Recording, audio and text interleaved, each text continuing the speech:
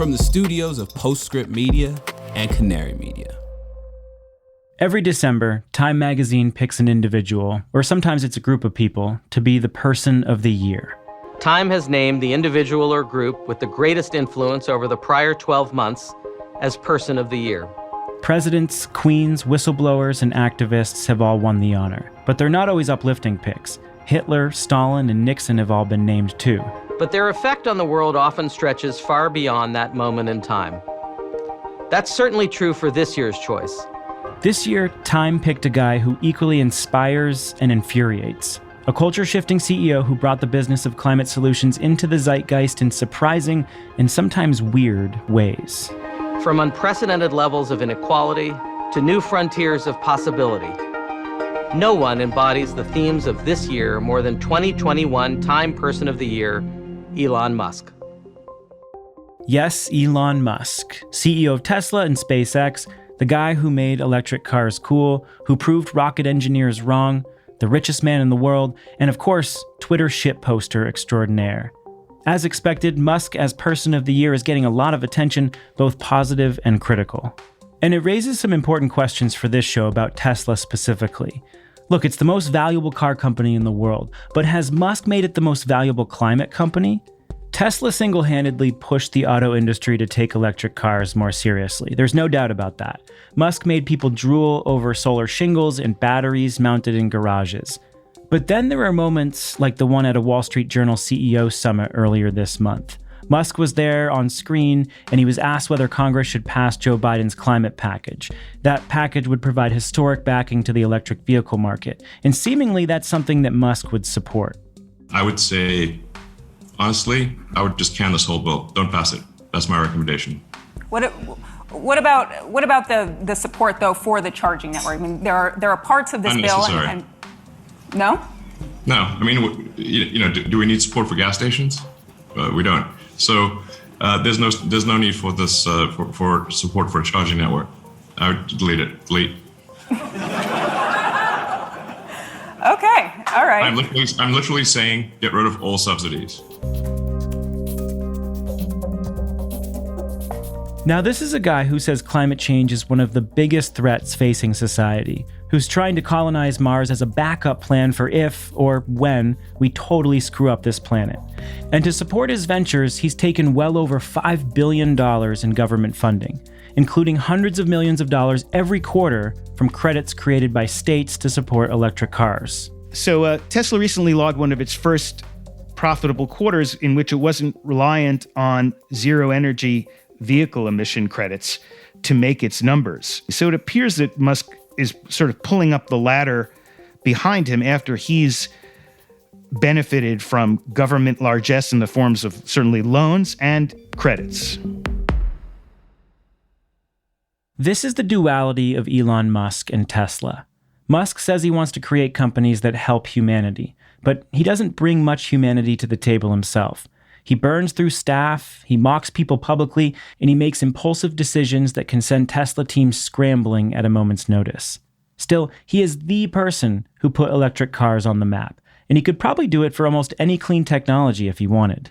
The inspiration that he's provided to populace and industry is immeasurable. I've spoken to some venture capital investors of his, and they insist that he is a generational personality and a man of destiny who can bend gravity at his will. And that is the way he's thought of in the investor community. On the other hand, you could also find lists of his lies, just unforced errors on his part of where he needlessly fabricates, and there's no need to do it. He has choices a lot of times, and he often makes the less measured decision.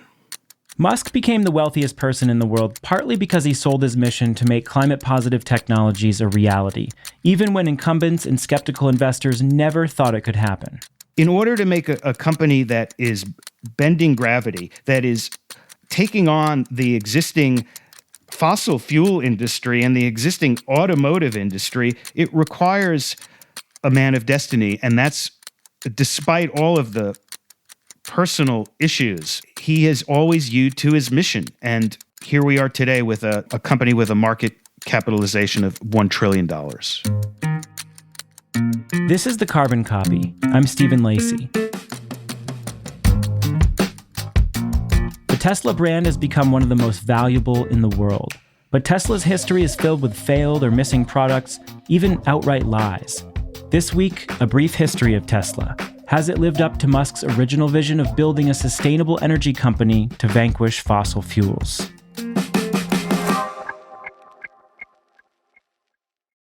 America's green banks are preparing to unleash a wave of capital for clean energy. The Greenhouse Gas Reduction Fund invests a historic $27 billion in projects nationwide. This could mobilize up to $150 billion of private capital for solar, storage, efficiency, and electrification in underserved communities.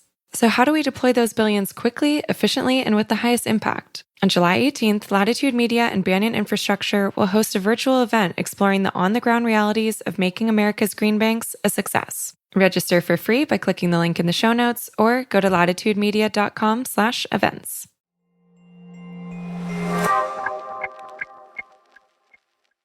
Who are you, by the way?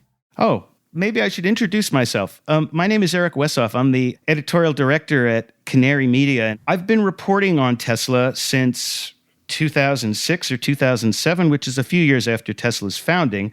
I've covered this company from its early days as a private firm. I've visited many of the factories. I've had a number of factory tours. I've had a couple of conversations with Elon back in the early days, that were in the post-hair plug, pre-ketamine days. And I've gone through, just like a relationship, I've gone through my own phases where it started off being enamored and then not being as emotionally involved and able to see this company for what it is. So what do you have there in front of you? A bunch of index cards? Index cards, I was on the downhill end of a relationship, and I once found a list in a girlfriend's pocket as I was doing the laundry, and it was a list of pros and cons, goods and bads of staying with Eric Wessoff on a long-term basis. And I have that list for Elon Musk and Tesla about, a list of good things and bad things. And you and I were speaking earlier about the duality of Tesla, about the duality of Elon Musk. And I think that's something we really need to touch on as Time's Person of the Year. First, let's get to the good things. Tesla has succeeded in spite of some pretty ridiculous odds. A lot of people know Tesla today as a $1 trillion car company that ushered in the electric vehicle renaissance. But it was designed to be much more than that. Back in 2006, when Musk was Tesla's lead investor and board chairman, he penned a vision for the company beyond just EVs. Although we think of Tesla primarily as a car company, when Elon was hatching the idea, it was a car company, but it was also a renewable energy and sustainable car company. And in order to be a sustainable car company, it had to have other legs of that stool, including a solar practice and an energy storage practice. The original founders of Tesla were focused on making a desirable electric car at a time when no one cared about electric cars. And that was a pretty big feat on its own. But Elon had a vision for a much broader strategy, and he took over as CEO in 2008 to pursue it. This was also the year that Tesla rolled out the first generation Roadster, and the very first one arrived on Elon's doorstep just a month after taking the reins of the company. Elon Musk has a knack for capturing public imagination. And I think in terms of early adopters, EV devotees, battery devotees, sports car devotees, and Silicon Valley elite, he had made EVs and batteries, for that matter, a coveted fetish item. This is a tiny percentage of human beings, but certainly the buzz was going amongst the early adopters. That buzz was quickly overpowered by chaos. Now, this was the fall of 2008, the height of the financial crisis. Musk had sunk all his money into the company, production failures were mounting, and it was nearly impossible to get external investment. He talked about that moment on 60 Minutes in 2014. That was definitely the worst year of my life. That terrible year was captured in a documentary called Revenge of the Electric Car. His plant was filled with flawed cars that couldn't be delivered. Cars we rejected for. Holy mackerel. Jesus. To save Tesla, Musk needed millions more from investors. His fortune was gone. When we'd call people and say, hey, would you like to invest? They'd be angry that we just called. It's like, no, it's not only no, and various expletives. Tesla's facing a dire financial situation, and Elon has pumped as much of his own money as he can into the company, and he's been forced to lay off a number of people at the company in response to this. He was going around hat in hand on Sand Hill Road in Silicon Valley looking for venture capital investors, and this was probably its low point, trying to raise the funding to keep its growth going. I remember waking up the Sunday before Christmas in 2008 and thinking to myself, man, I never thought I was someone who could ever be capable of a nervous breakdown. But I felt this was the closest I've ever come, because it seemed pretty dark. And then the German automaker Daimler came in with a $50 million investment. Tesla continued, but it hobbled along for a couple of years until getting another life-saving investment, this one from the government. So Tesla has a near-death experience and manages to scrape together enough venture capital to keep it going. But soon after that, it was able to garner a $465 million DOE loan guarantee as part of an auto program, which gave it the ability to build out its production for its first real production model, the Model S. Without that diving save of getting that venture capital, and without the $500 million in loan guarantee, it's quite likely that the Tesla of today would not exist. But that was not the only near-death experience for Tesla, was it? No. So in their life as a public company and their effort to scale up from tens of thousands of cars to hundreds of thousands of cars per quarter, Tesla went through what Musk described as manufacturing hell, where he claimed to be sleeping under his desk and turning screws on the assembly line along with the rest of the workers. And in these years after they went public, they had some lean years, and they were also not producing numbers that put them on the map as a real car company. But after those lean years, Musk and company have gotten to the point where they're building hundreds of thousands a quarter. These days, it's 200,000 per quarter. These are not Toyota numbers, but they are a high-end luxury car company for sure. They sell a lot more than Ferrari.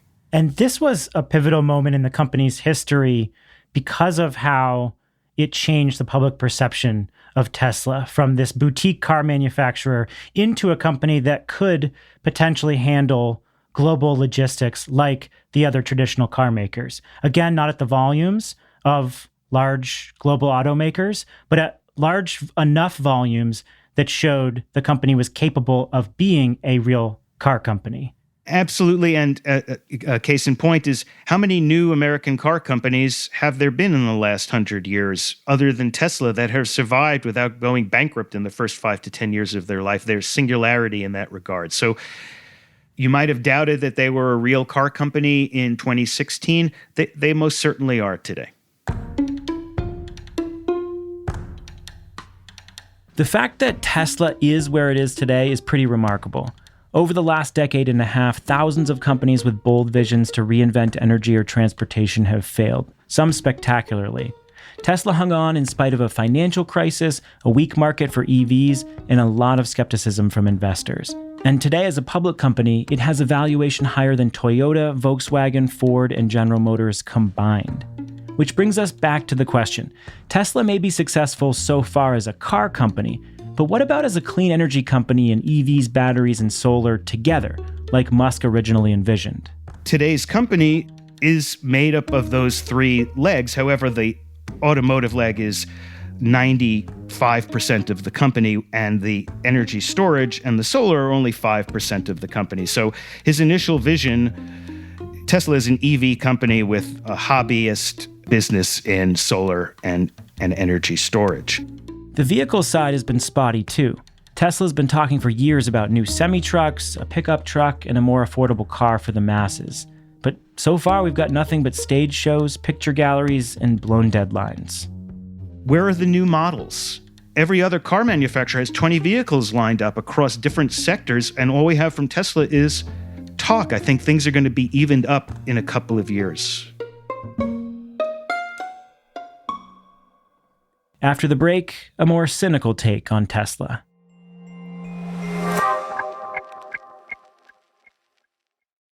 On July 18th, join Latitude Media and Banyan Infrastructure as we take a deep dive into the next phase of deploying the $27 billion Greenhouse Gas Reduction Fund. We'll provide practical insights for the state agencies and local lenders at the front lines of dispensing these funds. Where are the bottlenecks? How do we balance speed with transparency? And can America's green banks live up to the expectations of both local communities and Wall Street? Latitude Media's Stephen Lacey, Banyan co-founder Amanda Lee, and Clean Energy Fund of Texas EVP Billy Briscoe will answer these questions and more on July 18th at 1 p.m. Eastern. This is a must-attend for project developers and financiers. Register for free at latitudemedia.com/events or click the link in the show notes.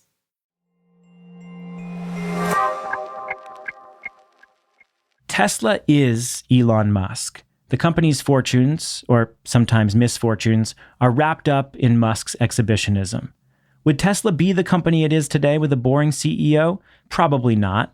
But Tesla's trillion-dollar valuation masks the many missteps at the company, including lots of misleading claims about new products. There's a moment in the fall of 2019 when Musk unveiled the Cybertruck in Los Angeles, and he asks his lead designer to throw a metal ball at the unbreakable window of the truck. Franz, could you try to break this glass, please?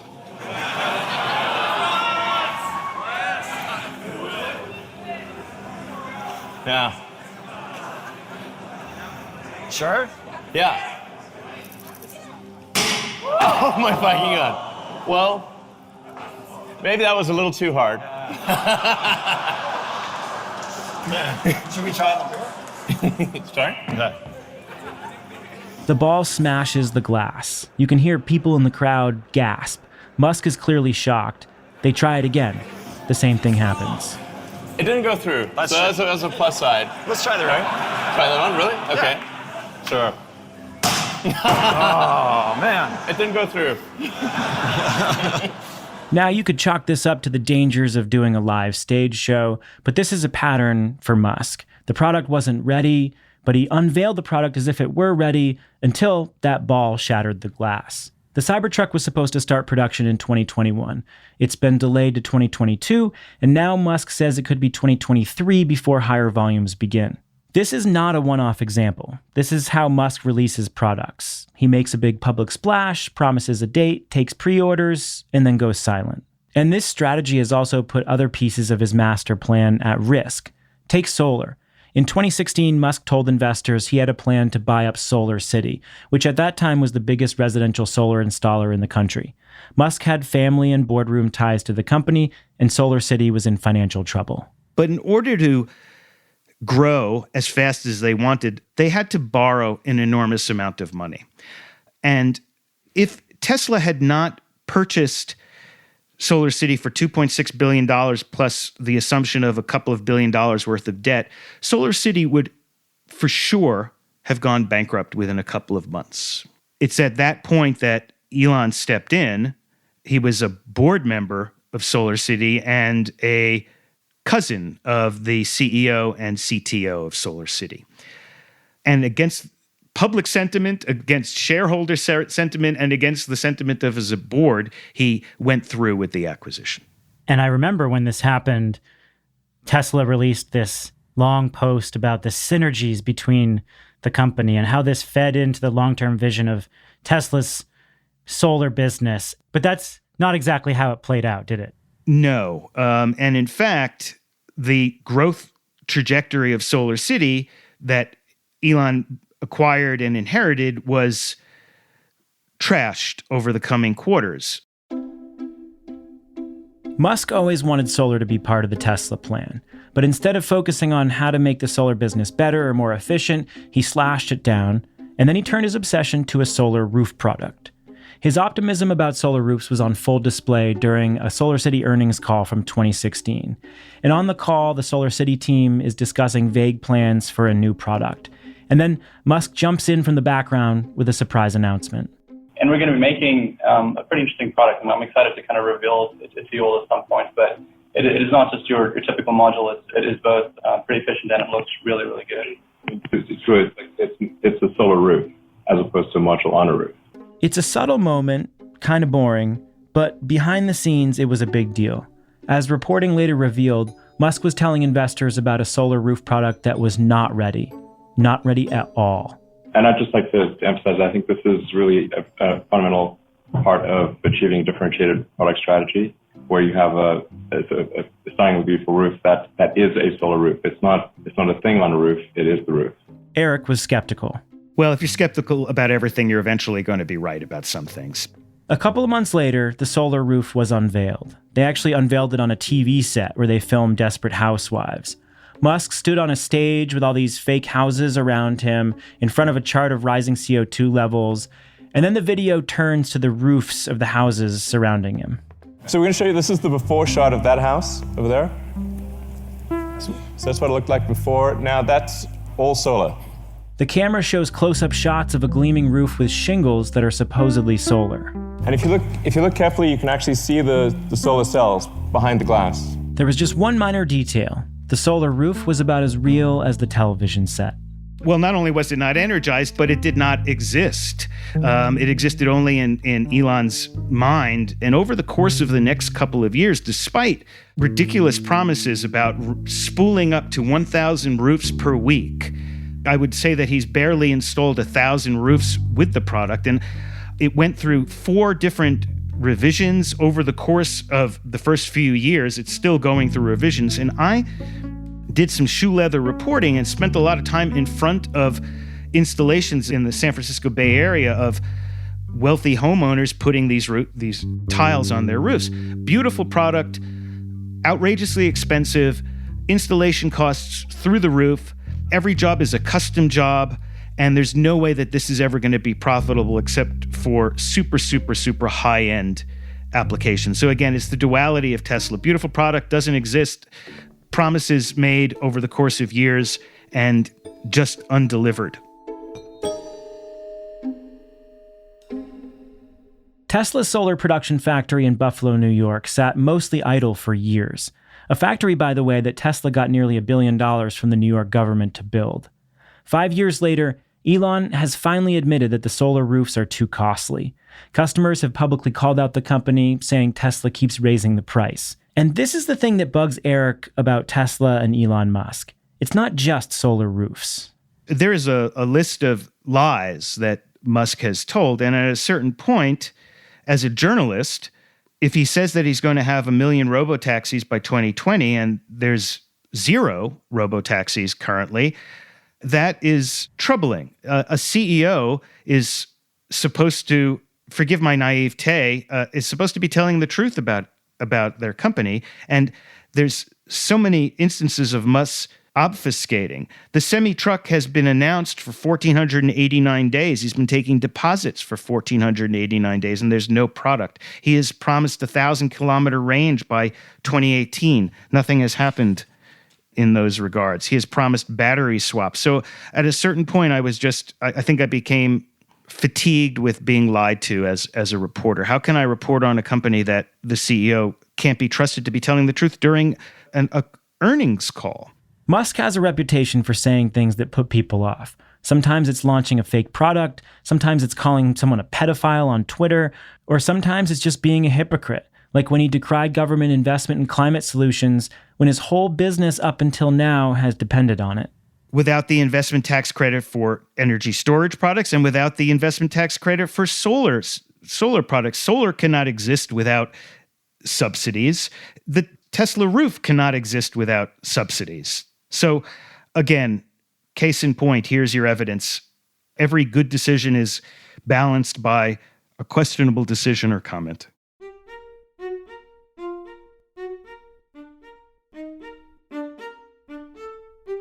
By the way, while we're on the Person of the Year thing, I have a quote from a colleague who I know from the automotive world, E.W. Niedermeyer, and I must read this. Time magazine got this one right.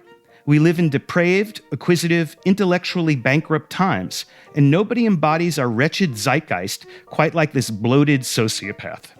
Literally the hero we deserve. I mean, that's the kind of visceral reaction that Elon evokes in people. Musk's style, distort reality, mock people on Twitter, memeify everything, it turns a lot of people off. But it attracts a lot of other people who may not otherwise be interested in climate or sustainability. He's not some liberal pushing electric cars or solar. He transcends the cultural and political boundaries that exist around those technologies. I guess watch what he does and not what he says. And what he does is borne out by the financials every quarter, and they are building a lot of cars, and their margins are going up. Their build quality is going up. Toyota is launching 16 EVs in the coming years. That would never have happened without Tesla, and I think that's applicable to Mercedes-Benz, BMW, and the rest of the automakers. And so I can watch that and see a company forming and coalescing and becoming a competitive world force. At the same time, while he's saying ridiculous things every day or tweeting ridiculous things, I guess you have to view that as noise and just part of the clown show that he needs to keep his stock price buoyant. That P.T. Barnum style is the product, isn't it? I mean, that's what people are buying into. Well, they like this company to the tune of $1 trillion, but the company only sells $40 billion worth of cars per year. So the stock is the $1 trillion product. Musk, in the Time magazine interview, admitted quite clearly that the value of the company is not based on anything historical. It's purely based on what it might be able to do. So, Eric, we walked through a pretty detailed history of Tesla and its mission and what it accomplished and what it did not accomplish. And Musk has had an outsized impact on how people perceive clean technologies. Is this the climate company that we need today? We are in the biggest fight of humanity's life, and perhaps little niceties like corporate governance and veracity pale in comparison to actually getting things done. And Tesla is getting stuff done. They are forcing the curve on EVs. They're forcing the price structure of batteries. It's hard not to see them as one of the greatest forces of the last decade in catalyzing the energy transition. For all of the lying and prevaricating and questionable business practices, this company has changed the way Americans look at electric vehicles and renewable energy. Wow, did we just get you to change your opinion over the course of this episode? I think that happened. Eric Wessoff is the editorial director at Canary Media. It was some creative writing I did of a fictional Model S test drive where I kidnapped Elon and put him in the frunk. You can read it on Green Tech Media.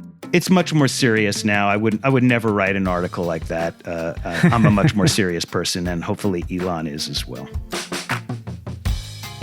The Carbon Copy is a co-production of Postscript Media and Canary Media.